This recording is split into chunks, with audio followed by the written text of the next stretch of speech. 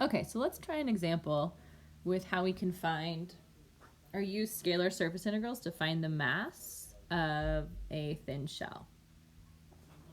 So in this case, I'm given the density is xz, and the region that we're trying to find the mass of, let's zoom it in here, is, let's sketch this. I think an easy way to sketch a plane is if it crosses in the first octant this way, I just let two of the variables be 0. Let's let x and y be 0, and then z is 4. We can just see by plugging that in. And then you can let x and z be 0, and we can see that y is 2. And then same thing if we were to let y and z be 0. So it gets me these points, and then I can sketch here. And so what we're trying to find is the mass of just this triangular part of the plane. So not a three-dimensional, not a 3D object with a solid in between, just this front part of the plane. Let me see if I can sketch. Just that. Not the back, not the sides, just the front little triangle there. Given that the density is xe, grams per meter squared. So in general, we'll set up, we know this is going to be a surface integral because we're integrating over a surface, not a three-dimensional region. It's a two-dimensional surface that's sitting in 3D. But I really would only need two variables to describe where I was anywhere on that little triangle. That's why we're calling it a two-dimensional surface that's sitting in 3D. Okay, first step is we want to write this as one level surface.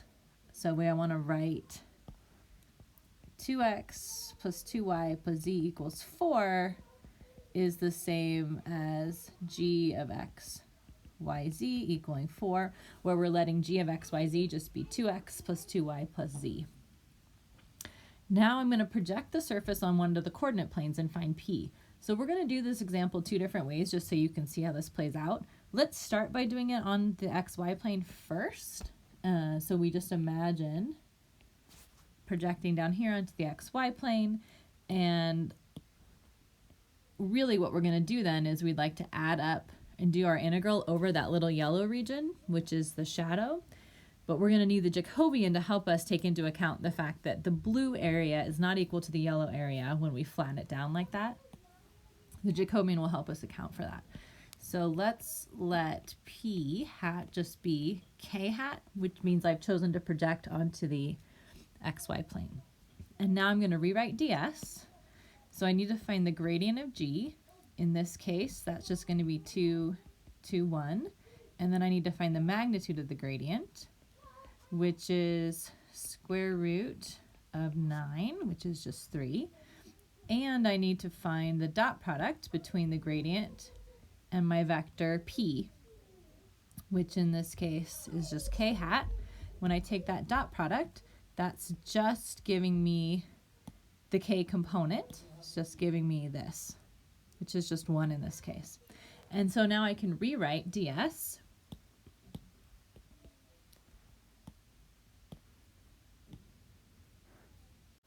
based on what we derived previously, which is the Jacobian here.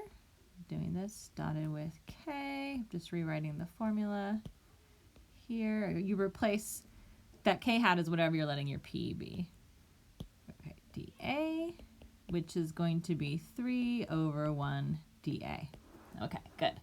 Now I'm going to rewrite the integrand and ds in terms of the two variables of the plane where I've projected. So let's look at the picture. I've decided to project onto the xy plane, so I want to make everything in my integral be in terms of x and y now so that I can actually evaluate. Here's the shadow. This goes 2, 2. This is the region R. That's the shadow down here. Let's color that in. Okay, and so I want to rewrite my integrand because ideally I'm going to be setting up I keep doing highlighters instead. Here we go. Ideally I'm going to be setting up this double integral now over my new region R. My integrand was x times z. let's write that in a way where you can notice, xz, and then my ds becomes 3 dA. So that part's coming from ds. So my issue now is that the z is not in terms of x and y. I need to rewrite it. But I can use the fact that I am integrating over this plane up here, which is the equation 2x plus 2y plus z is equal to 4. And so I can solve for z. That means z is 4 minus 2x minus 2y. And I can replace that in this double integral. So everywhere I have z, I'm now going to rewrite that, 4 minus 2x minus 2y, and then 3 dA. And now I need to figure out my limits of integration. And now it's going to turn into a regular double integral like we did last chapter. So we can decide which way we would like to shoot the arrow. So let's say we choose the ordering dy dx. That means I'm shooting an arrow parallel to the y-axis first, and I look at where it enters and exits. It's entering and y is 0. It's exiting along this line, which ends up being y is 2 minus x. And then I look at the smallest and the largest x values, and that's saying x is starting at 0 and ending at 2. And then it just becomes a double integral like from last chapter, so I'll just let you, there's just a bunch of algebra in this. At the end of the day, we'll end up getting 4. So let's revisit this problem, assuming that we didn't project onto the xy plane, but maybe you wanted to project onto a different plane. So how does this turn out when your p hat is, for example, I hat or j hat? Let's do that next. Okay, so now let's just practice with how we could have done this problem by projecting onto a different plane. So I want you to take a second and put it on pause and see if you could set up the integral that you would do if we project onto the xz plane.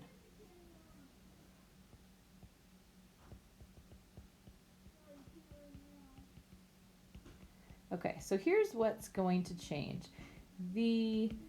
Writing S as a level surface, we're still going to have the same g. We're still going to let g of x, y, z be 2x plus 2y plus z. So that's the same. Now my p hat's going to be different. My p hat is now going to be normal to the xz plane, which means we're going to make it be j hat. My gradient is still 2, 2, 1. But now when I take, and the magnitude of the gradient is still 3. So really what's changing is when I take the dot product between the gradient and p, because now I'm doing the dot product between the gradient and j.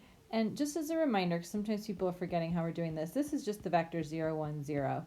So when we take that dot product, we're just going to be getting the j component of the gradient. In this case, that's 2. So this tells us that ds is going to become, oops, like that, 3 over 2 dA. Okay, and now notice when we are projecting onto this xz plane, here's our shadow, which we're going to need in a minute. And this means I want to rewrite my entire integrand in terms of x and z. And if you notice, that's actually how my density was already given to me. So when I go write my mass here, I'm doing the double integral over this region R, which we'll resketch over here in the xz plane. And our integrand, our density, is just xz, and my ds becomes 3/2 dA, where I'm now going to rewrite everything to be in terms of these variables x and z. So notice this is already in terms of the variables we want, and we don't have to do any substitution like we did previously. So this is actually a faster way to set this up, is projecting this way, because my integrand was already in terms of it. Now I'm just going to set up my bounds. So I have two options. I can do dz dx or dx dz. Let's do dz dx just for the fun of it. So here I'm going to do dz, and then dx. And again, I'm shooting an arrow parallel, in this case, to the z-axis and looking at where it enters and where it exits. It's entering when z is equal to 0, and it's exiting along this top line, which is z is 4 minus 2x. And then my x values are just going from 0 to 2 here. And then my integrand is the density ds, which, again, I have this 3/2, which is basically the Jacobian that gets thrown in there. Okay. If you weren't sure how to get this top line here, the fact that this line here was z is 4 minus 2x, I mean, you can get it just from the equation of a line. The other thing that you can do is look at what's causing that line up here. It's from where the plane up here is intersecting the zx plane, and that occurs when y is equal to 0. So notice, if you just let y equals 0 here, you're going to get the equation 2x plus z equals 4, which tells you that's the line z is 4 minus 2x. So that's another way to see what that equation becomes. Okay, and then if you just do some of the algebra here, there's a lot more algebra again. Oops. Then you'll end up with the same mass as we did before.